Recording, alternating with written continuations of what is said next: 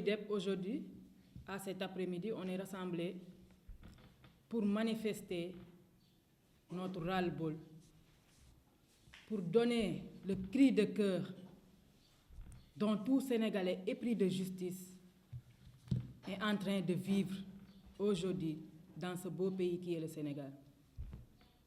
Donc nous sommes là pour dénoncer l'injustice que vivent les Sénégalais chaque jour que Dieu fait au quotidien.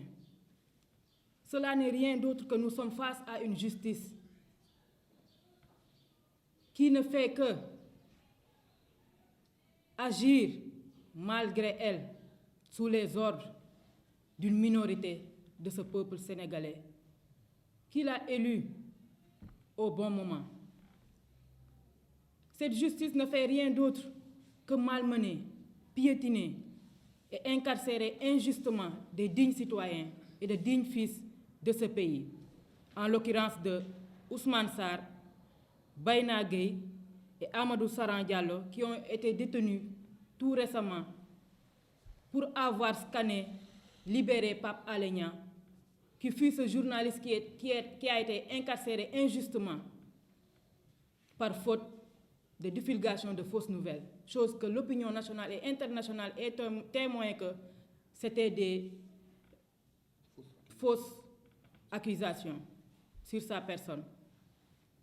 Donc jusqu'à là, nous condamnons ces faits qui continuent de ramper, qui continuent de malmener cette population. Donc nous, COLIDEP, on s'est dit que basta, c'est bon, trop c'est trop. Le gouvernement de Macky Sall n'est rien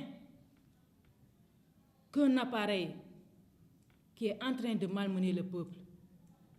Un appareil qui est en train d'utiliser la justice contre le peuple sénégalais. À cet effet, nos camarades ont été incarcérés injustement. Et tout récemment, 4 des 26 détenus depuis des mois ont été libérés, en l'occurrence de professeur Cheikh Omar Diagne, Abdou Karim Gueye, Ousmane Diagne et Papito Kara. Nous nous sommes dit que ce n'est pas notre objectif. Notre objectif est la libération de tous les détenus politiques dans les plus brefs délais et sans condition. Parce que ces jeunes, ces pères de famille et ces mères de famille, quand je parle de mère de famille, je parle de la dame du nom de Amidia, qui n'est qu'une femme fragile, qui a sa famille. On l'a incarcérée injustement par faute de transfert d'argent à des jeunes en besoin. Et tant d'autres injustices que sévissent le peuple sénégalais. Sur ce fait, l'opinion nationale et internationale est témoin du détournement des deniers publics qui, depuis des années, est en train de faire souffrir le peuple sénégalais, un peuple pauvre pour sa majorité, un peuple qui, pour la majeure partie, ne mange plus à leur faim. La panier du ménager souffre par manque de moyens. En ce même moment, ces milliards ont été détournés. Depuis le Covid, 1000 milliards ont été détournés. Donc, ces 1000 milliards, on sait où, jusqu'à là où on vous parle. Où est-ce que ces milliards sont passés? La justice sénégalaise a un dossier à traiter? Non. Tel n'est pas le cas. Ou bien là n'est pas son objectif en tant que justice qui doit tracer et traiter les dossiers tels qu'ils sont. Parce que c'est les dossiers qui concernent les Sénégalais, parce que ça leur interpelle directement. Notre vie y dépend.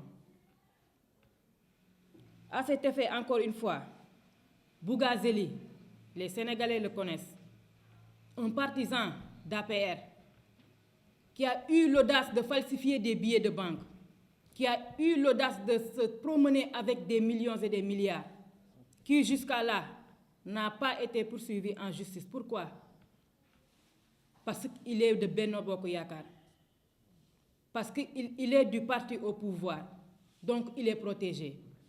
En ce même moment, des dignes fils qui ne font que crier pour que justice soit respectée dans ce pays, pour que la démocratie soit respectée dans ce pays, sont poursuivis, menacés, malmenés et traînés en justice.